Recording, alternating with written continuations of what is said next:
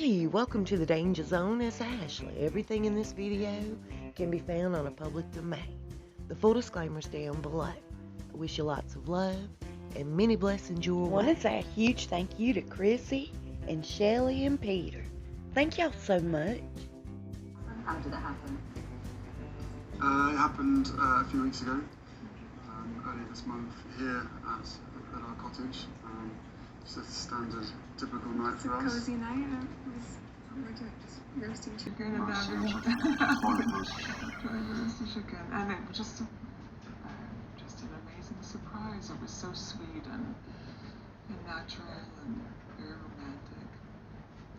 Now, if you're not familiar with the slang term chicken roast or roasted chicken, Google it, but I warn you, it's pretty nasty. So why did she put like that detail out there? Out of anything she could have said about the engagement, the proposal itself, why roasted chicken? Anyway, the entire interview was a crock, okay? If you go back and watch it, you can see all the lies, all the BS. It's ridiculous. So I'm going to share with you what was shared with me, and then we're going to get on with it. This is out there on a public domain. I was just led to it. So the reason Meghan and Tom Inskip never liked each other is because Tom Inskip got busted telling Harry all about who Meghan was after Tom himself had hired her for a special event. And Markus, of course, is the one that would shop her around all these rich, snooty boys. Markus, however, got involved with this relationship between Meghan and Harry in more than one way. Y'all, it has everything to do with that roasted chicken she mentioned. We all know that Markus was just as much involved with Harry as Meghan was, and that he totally introduced the couple. Watch this. Yes, we first met, we were introduced actually by a mutual friend who We should protect her privacy. protect her privacy, Too yeah. much of that. And but it was literally, it was through her, and then we met once and then twice back to back, 2 dates in London last July, beginning of July, and then it was, I think, about 3, maybe 4 weeks later that I managed to persuade her to come and join me in Botswana, and we camped out with each other under the stars. We spent come and join me for 5 days out there, which was absolutely fantastic. So then we were really by ourselves, which was crucial to me to make sure that we had a chance to get to know each other. But the friend who introduced you, was she trying to set you up? Yes, it was definitely a setup. It was a blind date. And it's so interesting because we talk about it now, and even then, because I'm from the States, you don't. Was she trying to set you up?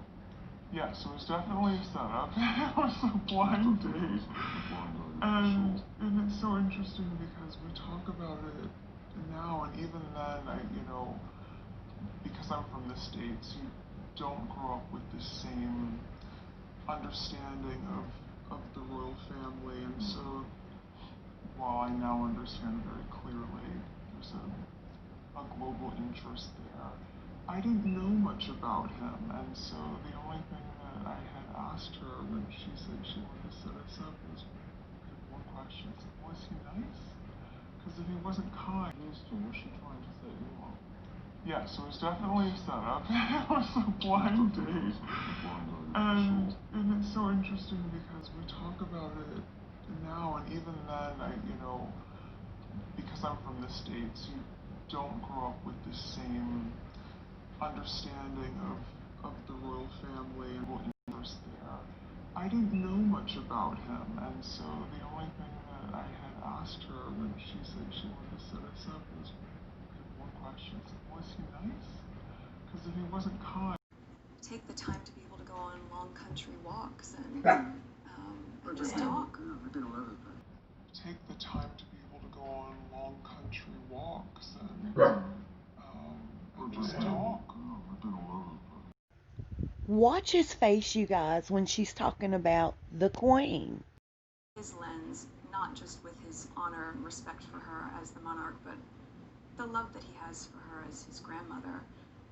All of those layers have been so important for me, so that when I met her, I had such a deep understanding and, of course, incredible respect for being able to have that time with her. And we've had a really, What a crock, you guys. A complete setup. If you go back and watch the full interview, if you can stand it, you'll see they're lying left and right. Talk about a setup. So the person on that public domain was talking about how they all got together, and even now Marcus still lives with them on and on. The implication on that public forum is that they all three have a relationship, and it's been that way from day one. I've always been told that Meghan and Marcus together were like going around, both of them, snapping pictures, making recordings, inside the palace. He's as guilty as she was. Are they blackmailing Harry with bedroom stuff? Who knows? Speaking of stuff, listen, now Prince William and the Queen made an executive decision regarding Harry and Meghan, but never even included Harry and Meghan. They took it upon themselves to have every bit of Meghan and Harry's stuff packed up, and it's currently en route to them in California. A pregnant Eugenie and her husband, Jack, just moved into Frogmore Cottage. Harry had no qualms. He was okay with them moving into Frogmore Cottage, even though the Queen gave it to Harry and Meghan. But they've never lived there, ever. Meghan's now kicking up crap over the fact that they've moved in and took all of her stuff and shipping it back to her in California. She's raising a stink about this. I don't think she has the right to. She never did spend much time there. And they're saying the same thing's happening right now in Montecito. Harry and Meghan several weeks back had been caught fighting in a beautiful restaurant called the Stonehouse. And it's located in the San Isidro Ranch. It's gorgeous there, and I know I messed that word up. The person that took that picture was actually somebody eating their lunch there. They could not believe what they were witnessing. Harry and Meghan having a horrible spat in the middle of this beautiful upscale restaurant. It's been leaked out that Harry and Meghan are just not seeing eye to eye anymore. They don't want to be around each other. And it's clear to the locals. They think Meghan's totally moved into this Stonehouse place, which, by the way, is very similar to the Soho House. They rent little beautiful cottages, and she's there all the time, either sitting at the bar or in one of their cottages, holding meetings far away from Harry. People said whenever the two are together, they're just always in an ill mood, never sweet to each other, always bickering back and forth. Y'all, this is getting messy. Where's Archie? The rumor going around is this. Meghan is totally fed up with married life and motherhood, and she's desperate to return back to who she was prior to ever meeting Harry. If there is a real flesh and blood child in their care and custody, I just don't see these two people having the mental faculties or the selflessness it takes to raise a child. Now, if you watch that engagement interview again, please let me know what you think of it now. I hope you're having a good day. I'll see you soon and we'll talk fast. Please stay safe and be blessed.